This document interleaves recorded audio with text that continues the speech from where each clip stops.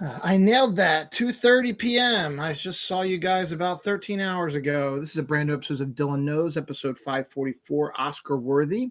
This is my annual Oscar prediction show. So thank you for joining me. The Oscars are now going to be on. They're going to start at 7 p.m. Eastern time, which is just about 4.5 hours from now. So I figured let's get these predictions out of the way and see how well I do and you all do if you follow up. I've been thinking a little bit more, so I should probably do this on Saturday. That way you have plenty of time to take a look at it and make your own predictions. I only give you about 4.5 hours till the show actually starts. And normally YouTube won't upload this till a little later. But if you go to my YouTube page, you should be able to find it. So I'll say that. Just go to my YouTube page. It should be there. We'll just go ahead and do this now. So this is my annual one. Last year, I went 13-10. Now I've watched a number of the movies, but not all of them. I need to watch more than one. I did that a couple years ago, but I haven't done that in a while. And I used to go by like Entertainment Weekly, so like that would predict for the winners of their stuff. But I just stopped doing that. I started picking on my own. Sometimes just on what I've been seeing with who's been winning all the other major awards. Also who, I've heard about like the different shorts and stuff like that. I've heard people talk about, or in general, just stuff that I would like to think should win and other reasons for. I'll go down every single one of them. Really in no particular order, just like they do at the Oscars.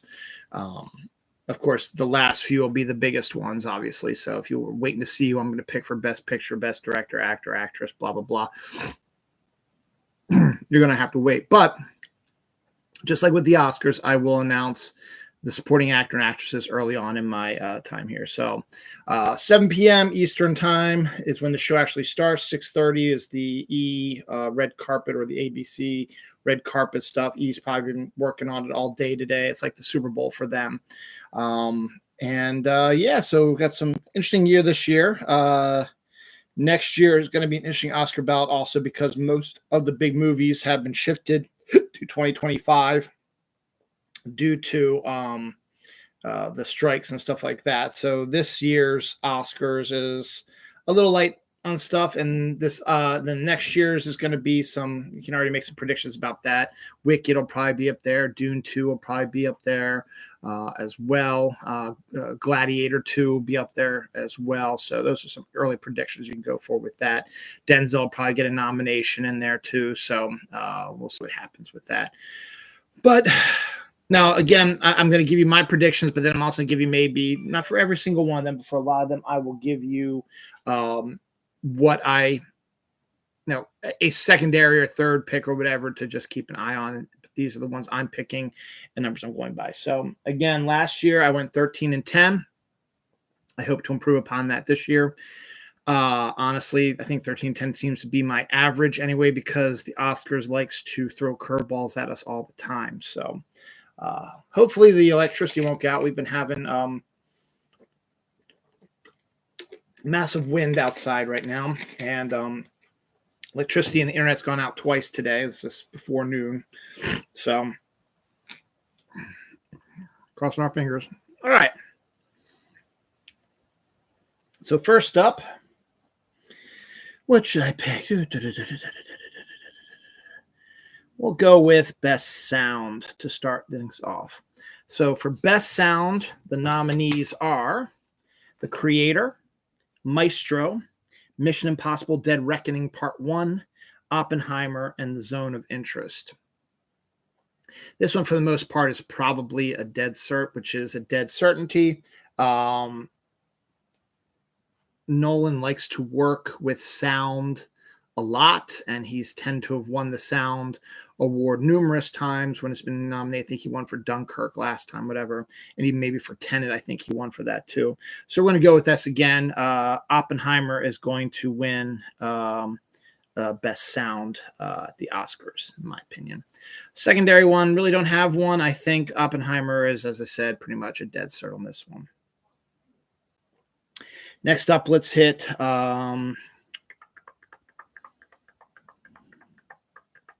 animated short. The nominees are Letter to a Pig, 95 Senses, Our Uniform, Pachyderm, and War is Over, inspired by the music of John and Yoko. I picked War is Over, inspired by the music of John and Yoko because it's John and Yoko. War is Over. Everybody knows that Christmas song. And a lot of people don't see the shorts, and sometimes they just vote on ones that they've heard of or might have seen or something like that. But again, I'm not expecting to win like the shorts and the documentary stuff because I really don't know much about them, and I'm not going using my resources to investigate. I'm just picking what I think, and we'll see if my senses are true here. So, War is Over, inspired by the music of John and Yoko for Best Animated Short.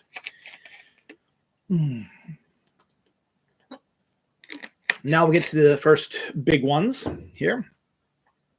Best Actress in a Supporting Role. The nominees are Emily Blunt for Oppenheimer, Danielle Brooks for The Color Purple, America Ferrera for Barbie, Jodie Foster for Nyad, and Divine Joy Randolph for The Holdovers. This one's a dead cert, much how like last year, Ke Huy Quan was a dead cert for Best Supporting Actor. Divine Joy Randolph has won basically every single award for Best Supporting Actress. I do not see that changing anytime soon. Divine Joy Randolph is my winner for Best Supporting Actress. Now, just a little comment real quick. I like Emily Blunt, but I found her role in Oppenheimer to be less than impressive, not because of her acting, but because the film focuses more on Oppenheimer and she barely makes her presence felt. When she does, she's always a shrewish, bitchy woman who drinks too much alcohol. The only time she really showed real emotion a couple times were two big scenes when she's horse riding with Oppenheimer and in the hearing when she's being interviewed for it. The rest of the time, she's kind of just a non-entity to me. And I found it kind of odd that she was nominated for that. Nothing against Emily Blunt. She's great, but I just thought that was kind of like okay. And America Ferrera absolutely probably deserves to win this one as well. She was outstanding in Barbie, probably the best choice to get a nomination. And unfortunately, she's just going up against the buzzsaw of this Divine Joy Randolph, who will win this one. But it would have been nice if America Ferrera might have pulled that off. But I do not see an upset. I see Divine Joy Randolph win this one easily. And that's all I'm going to say about that. Best Actor in a Supporting Role. The nominees are Sterling K. Brown for American Fiction, Robert De Niro for Killers of the Flower Moon, Robert Downey Jr. for Oppenheimer, Ryan Gosling for Barbie, and Mark Ruffalo for Poor Things. A stellar group of actors in the supporting role. But again, there's a buzzsaw, and his name is Robert Downey Jr. for Oppenheimer. I see him winning for that one. I really don't see any surprises. Sterling K. Brown did really well in American Fiction, and Ryan Gosling did pretty good there, and Ruffalo did good. De Niro basically kind of just played De Niro again, kind of. So I'm not that impressed with that one. But again, Robert Downey Jr. is a buzzsaw. I don't really see anyone else overthrowing him. He's Hollywood royalty. He's never won an Oscar. He deserves to win an Oscar because he's actually, a lot of people forget that before all this drug addledness and craziness, he was a goddamn good actor. And they sort of lost his way when he got his drugs. But when he had his chances during his drug period, he made a couple movies here and there. He continued to show how good of an actor he was. And then, of course, everybody now loves him because of his Tony Stark. But he will finally get awarded his first Oscar, well-deserved. I really, again, don't see anybody else beating him on this one, but that's pretty much another dead cert for me. On that one, Best Live Action Short, the nominees are The After, Invincible, Night of Fortune, Red, White, and Blue, and The Wonderful Story of Henry Sugar.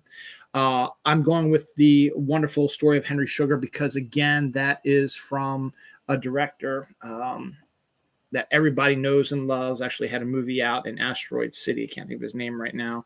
Asteroid City. Wes Anderson. So Wes Anderson, his Asteroid City, which a lot of people thought should have gotten a lot more Oscar love than it did, didn't get any nominations. He did get nominated for this short, which is based on a Roald Dahl short story that, as far as I recall, has never been adapted. No, that's something else. But I don't think this one has ever been adapted either. And it was part of a set of Roald Dahl shorts that Wes Anderson directed for Netflix.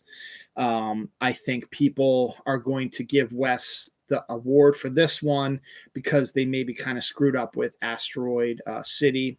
But there was a lot of good films coming out this year, and something had to give. Asteroid City, I'm kind of intrigued to see it. It looks kind of bizarre, but it's got a hell of a cast and full frontal Scarlett Johansson, so you gotta love that too. Wait, what? And to round out the shorts, documentary short subject, the nominees are The ABCs of Book Banning, The Barbara Little Rock, Island in Between, The Last Repair Shop, Nai Nai, and WIPO. Don't know what any of these are about, but I figured The ABCs of Book Banning, figures Hollywood likes causes and stuff like that, so I made the assumption there, not knowing what any of these other things about. If Nai Nai and WIPO is about animals, it'll probably win, but we'll see. So those are my shorts. Take those. I think of all of them, I think The Wonderful Story of Henry Sugar is probably my most, I think, confident one, followed by War is Over. I think those are two that, I think a lot of people are going to go for. As for the ABCs, but I don't know, the live documentary short. I'm willing to take a few losses for the team. I've never been 23-0 perfect. I'm never going to be. Because Hollywood always loves to throw these curveballs in at you. All right, so what's next? Let's go with Best Editing. The nominees are Anatomy of a Fall, The Holdovers, Killers of the Flower Moon, Oppenheimer, and Poor Things. Again, I think Oppenheimer is going to be a steamroller tonight. I think they're going to win a ton of awards.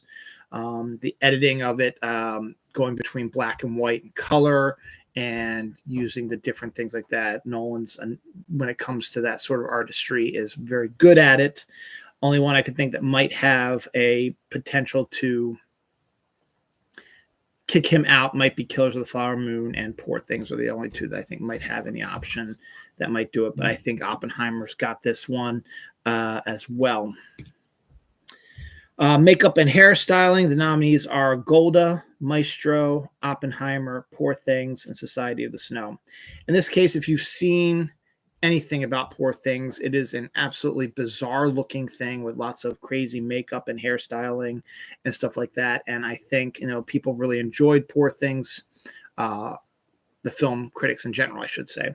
And I think that you're going to get a lot of love for these sort of technical things for Poor Things. It's going to be the technical movie this year. So we'll go with Poor Things winning makeup and hairstyling. Best Original Score, the nominees are American Fiction, Indiana Jones and the Dial of Destiny, Killers of the Flower Moon, Oppenheimer, and Poor Things. Again, another three-way battle between Killers of the Flower Moon, Oppenheimer, and Poor Things. I think Oppenheimer is going to win the score, but if I had to choose, Killers of the Flower Moon would probably be my secondary choice if I had to make a choice for something. I think Killers of the Flower Moon probably could win that one, but I think Oppenheimer, because I think I've seen a lot more of it winning a lot more awards than the other ones. So I will go with Oppenheimer on this, but would not be surprised if Killers of the Flower Moon ends up winning.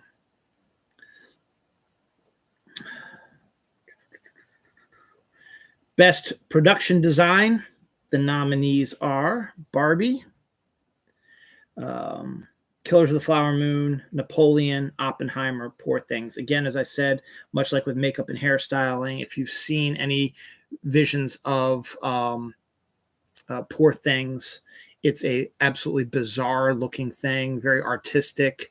And I think it's going to win in the production design because it's a very artistic quality as well. So look for Poor Things on that one. I really don't see anyone else really coming in to defeat them on that one, so we'll see about that. May as well just finish this whole side, shouldn't we? Best visual effects. The nominees are The Creator, Godzilla Minus One, Guardians of the Galaxy Volume 3, Mission Impossible Dead Reckoning Part 1, and Napoleon. This one I'm going with my heart because I think this film got totally blackballed at the Oscars. I think Godzilla Minus One is one of the best movies I saw in 2023. It just won 8 Japanese Academy Awards, including Best Picture, over in Japan. And this is the first Godzilla movie ever to be nominated for an Academy Award. And I think that it has kind of weak competition this year.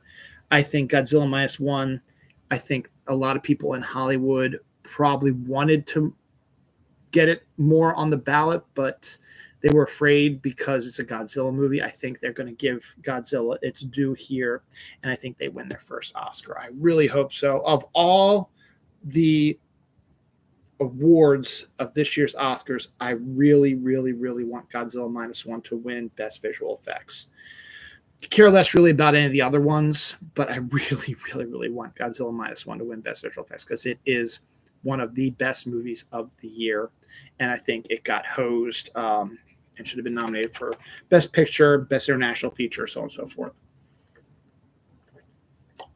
But the Best International Feature, that was done by Japan. I think they knew they were going to be giving all the love to Godzilla, so they wanted to give one of their other Japanese movies over there.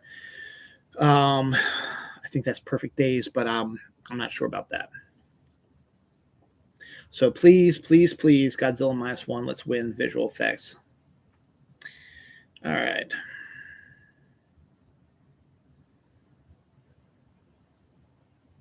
We'll hit one of the features. Why not? Nominees for documentary feature. The nominees are Bobby Wine, The People's President, The Eternal Memory, Four Daughters, To Kill a Tiger, 20 Days in Maripol. I really don't know much about any of these. I just hit a random right in the middle, Four Daughters. Maybe 20 Days in Maripol might win.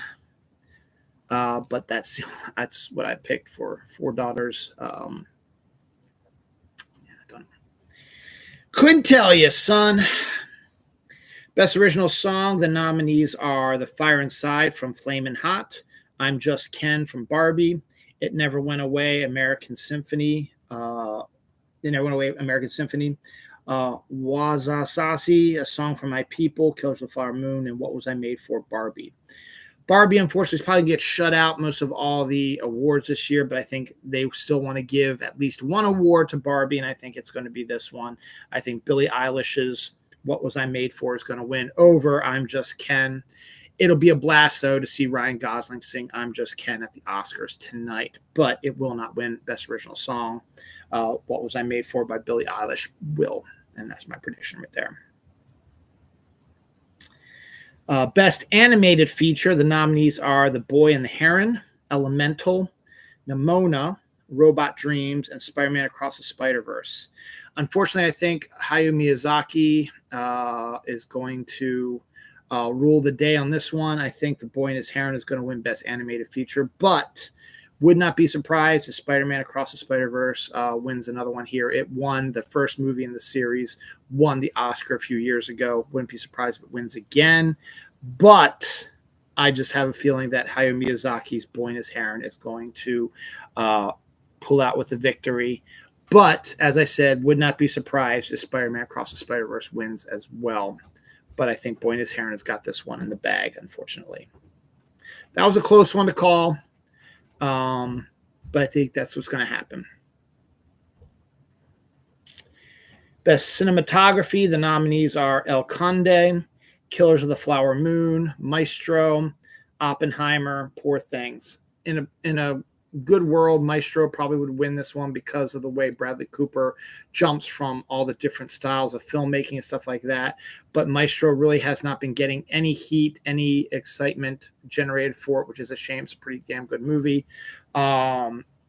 Again, I believe this one is going to be an Oppenheimer special. I think they got this one in the bag as well. And again, Nolan directed it pretty good. Again, using the black and white color, flashbacks, all kinds of stuff. I think that you're just going to see that one win cinematography on that one. International feature. The nominees for international feature, best international feature are Io Capitano, Perfect Days, Society of the Snow, The Teacher's Lounge, and The Zone of Interest.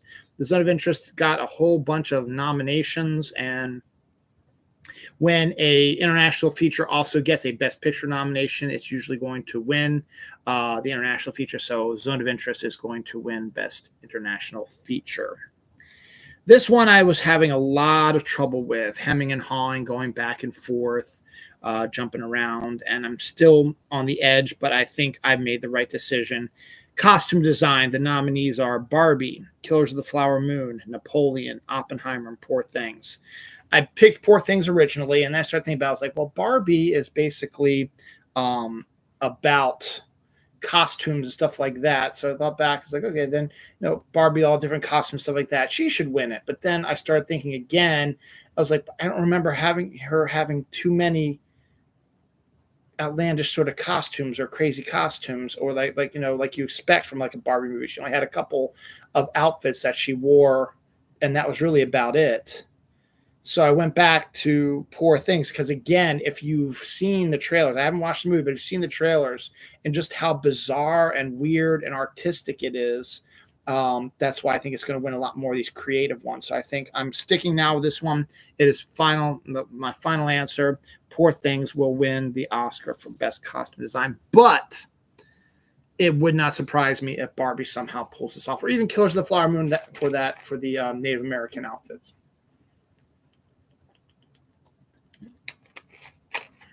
All right.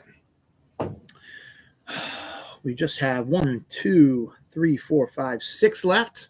So we're going to be done this one quick and easy here. I'm done for by 3 o'clock, probably.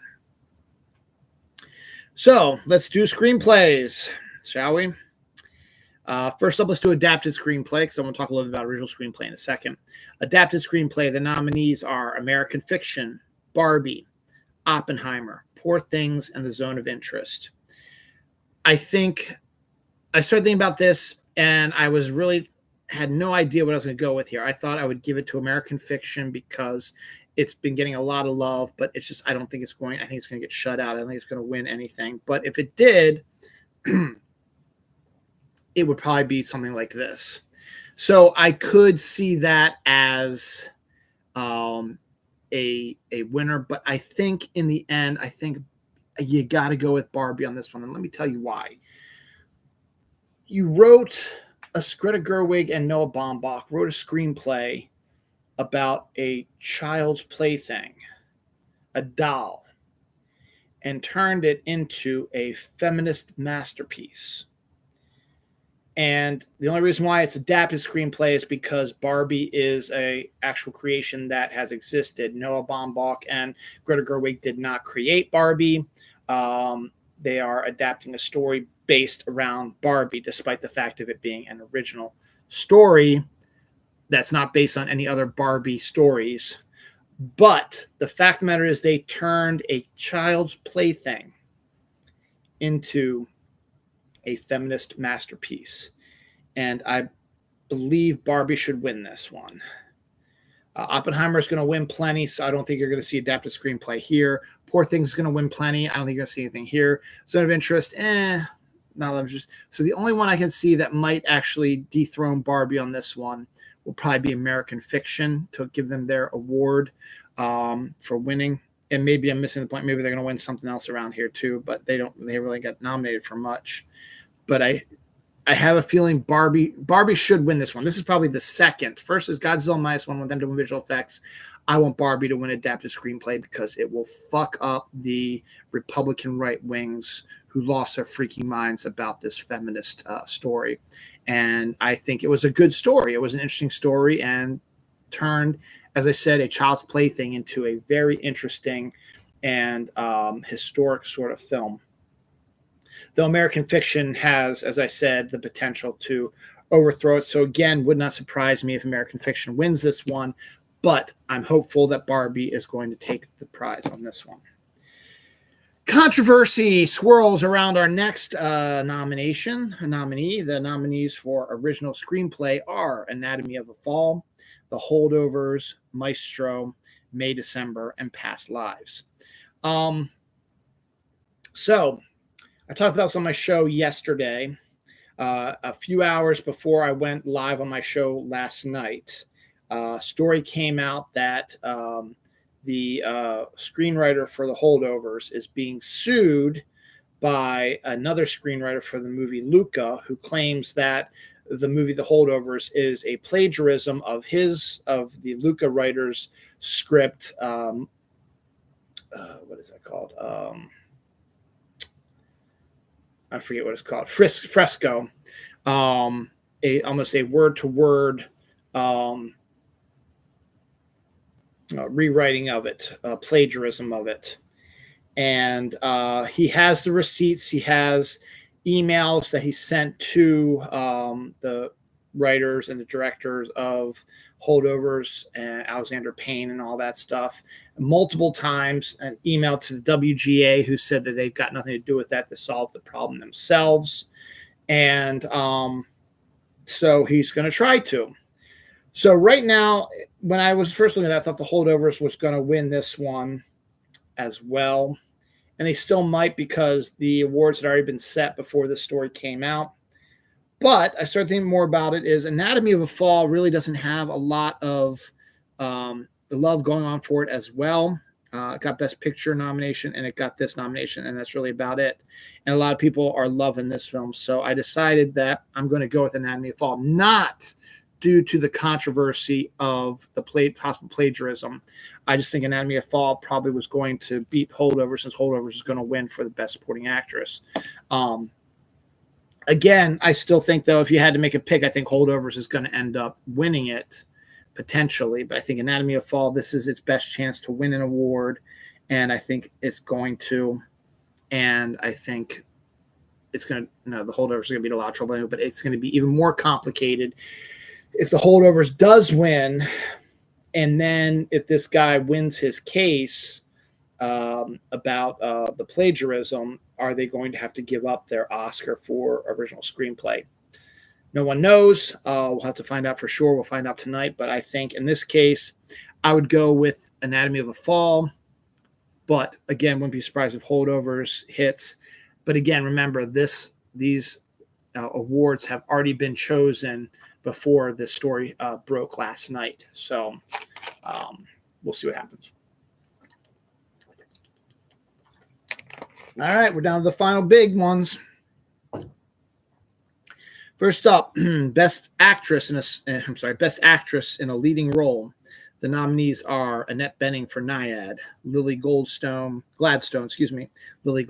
for Killers of the Flower Moon, Sandra Hüller for Anatomy of a Fall, Carey Mulligan for Maestro, and Emma Stone for Poor Things. Hollywood has always been at the forefront of reaching out and promoting issues and talking about issues and solving issues and being the first to do this, the first to do that. They gave the first Academy Award to a black actress during the 1930s when it was still discrimination and stuff like that was still going on now, but it was really, really bad back then. And been able to give, awards to gay characters or actors playing gay characters or mentally ill characters, stuff like that. So they've always been sort of in the forefront of these issue-motivated sort of things. And while Emma Stone has had won a bunch of awards for her role in Poor Things, Emma already has an Oscar. And I think they want to make a statement by having the first Native American win an Oscar this year. And they're not just giving to her because she is Native American. It's a damn good performance, or else it wouldn't have been nominated. And Lily Gladstone has won a bunch of awards already. And I think this is a tough one. I thought it was between her and Emma. And I think in the end, Hollywood is this woke, which isn't a bad word, by the way. They want to give the first ever Oscar to a Native American actress. Lily Gladstone is going to win Best Actress tonight at the Oscars. But if I'm wrong, it'll be Emma Stone for Poor Things. Best Actor in a Leading Role, the nominees are Bradley Cooper for Maestro, Coleman Domingo for Rustin, Paul Giamatti for The Holdovers, Cillian Murphy for Oppenheimer, Jeffrey Wright for American Fiction. This one's a little tough also because Paul Giamatti has been making some headway in certain awards, and Jeffrey Wright also has been making some headway and stuff, and Coleman Domingo has been mentioned as well. But the one who's won the most awards and who, without this person, this film wouldn't exist, Cillian Murphy's performance as Oppenheimer absolutely deserves Best Actor award, and that's who I picked. Cillian Murphy will win Best Actor for Oppenheimer.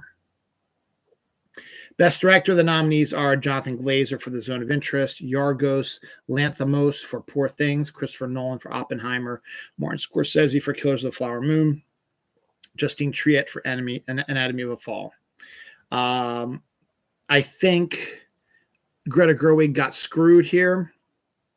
I think she probably deserved to be nominated for Best Director, but I can't really. I think she deserved to be there, but what can I say? I who do you eliminate? The lesser known Zone of Interest and Anatomy of the Fall, because you're not going to get rid of Scorsese. You're not going to get rid of Yorgos Lanthimos, and you're definitely not going to get rid of Christopher Nolan, because Christopher Nolan's going to win Best Director for Oppenheimer. His first win, and he will win it and be very happy about it. And finally, Best Picture. The nominees are American Fiction, Anatomy of a Fall, Barbie, The Holdovers, Killers of the Flower Moon, Maestro, Oppenheimer,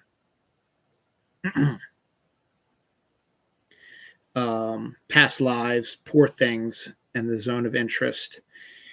And the winner is going to be, of course, Oppenheimer is going to win Best Picture. It's been pretty much predicated since the summer that it was going to win Best Picture. Once award season hit, it proved out and out that it was going to win multiple times, which it did. Won pretty much all the big awards. It does not make me believe that it will be any different today. So Oppenheimer will win Best Picture tonight. And that, my friends, is the 2024 Oscar ballot prediction show here on Dylan Knows. Next Saturday, or it could be even Sunday, because next Sunday is St. Patrick's Day, and I might do a St. Patrick's Day show instead of a Saturday night show because my daughter's play is on Saturday. We will discuss how right or wrong I was, what my record was. We'll talk about the Oscars, what happened, stuff like that, and anything else that pops in there. So for the one viewer who just came in here, sorry, I'm about ready to wrap this up. It'll be available on my webpage, on my YouTube page here soon to check it out. But there you go. That's the Oscar 2024 Oscar ballot right here. And I will let you know next week how well I did. Actually, if you follow me on Twitter and Facebook, you'll know tonight after the show is over, because I always seem to live tweet these sort of things. So we'll see how that goes. But again, I'm hoping to be better than 13-10, but would not surprise me if I hit that number again this year. So that tends to be like my average. So thank you all for watching. And good luck to you. T-minus 4 hours before the Oscars. Remember, 7 o'clock. That way, if it goes 4 hours, it'll still be over by 11 o'clock. So that'll be great. All right. See you all later. And enjoy the Oscars tonight. Farewell.